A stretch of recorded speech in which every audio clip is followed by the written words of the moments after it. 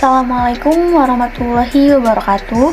Saya Yulianti dengan NIM G2010765 dari Fakultas Ilmu Sosial, Ilmu Politik, dan Ilmu Komputer. Nah, di sini saya akan menjelaskan mengenai materi bahasa jurnalistik. Bahasa jurnalistik, apa sih bahasa jurnalistik? Menurut Tri Adusaroko, bahasa jurnalistik merupakan bahasa yang digunakan oleh pewarta atau media massa untuk menyampaikan informasi. Dalam artian umum, bahasa jurnalistik adalah laras bahasa yang digunakan oleh wartawan di seluruh dunia untuk menjelaskan atau menggambarkan sebuah peristiwa dalam berbagai karya jurnalistik dan disajikan pada media massa.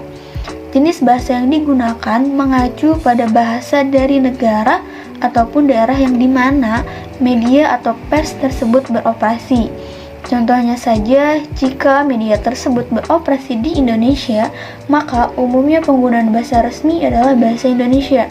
Terdapat pula beberapa media online Indonesia, contohnya seperti The Jakarta Post menggunakan bahasa Inggris karena memang sasarannya kepada kelompok pembaca ekspatriat di Indonesia. Lukas diperkuat oleh Suroso menjelaskan kriteria bahasa jurnalistik. Yang pertama, singkat. Artinya, bahasa jurnalistik harus menghindari penjelasan yang panjang dan bertele-tele, memilih kata yang lebih ringkas. Contohnya seperti kemudian dapat diganti menjadi lalu, kurang lebih dapat diganti menjadi sekitar, melakukan pencurian dapat diganti mencuri, memberikan saran dapat diganti menyarankan. Yang kedua, padat. Artinya dalam bahasa jurnalistik yang singkat itu harus sudah mampu menyampaikan informasi yang lengkap dengan menerapkan prinsip 5W plus 1H. Yang ketiga, sederhana.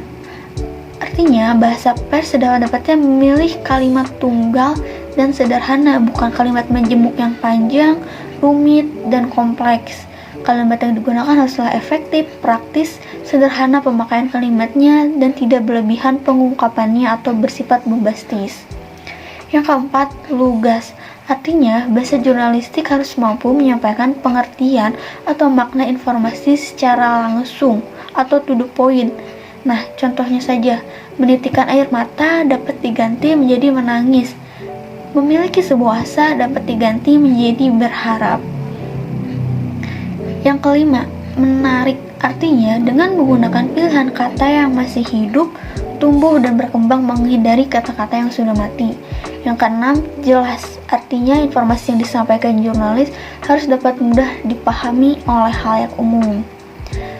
Dalam penggunaan keenam prinsip tersebut, Suroso memberikan pandangannya bahwa dalam penerapannya tentu diperlukan latihan berbahasa tulis yang terus-menerus, melakukan penyuntingan yang tidak pernah berhenti dengan berbagai upaya pelatihan dan penyuntingan. Barangkali akan bisa mewujudkan keinginan jurnalis untuk menyajikan ragam bahasa jurnalistik yang memiliki rasa dan memuaskan dahaga selera pembacanya.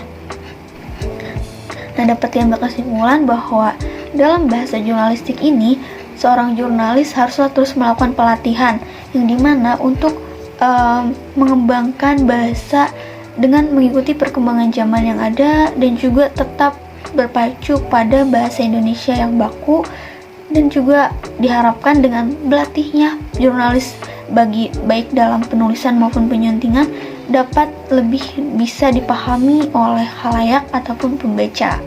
Nah, dalam penulisan bahasa jurnalistik juga disarankan menggunakan kalimat yang aktif. Contohnya, pemerintah menyebut harga bahan bakar minyak atau BBM akan naik. Nah, itu adalah kalimat aktif.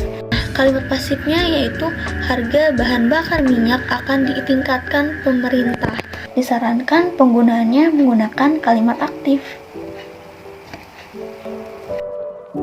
Nah, sekian penjelasan dari saya mengenai bahasa jurnalistik. Sampai jumpa. Wassalamualaikum warahmatullahi wabarakatuh.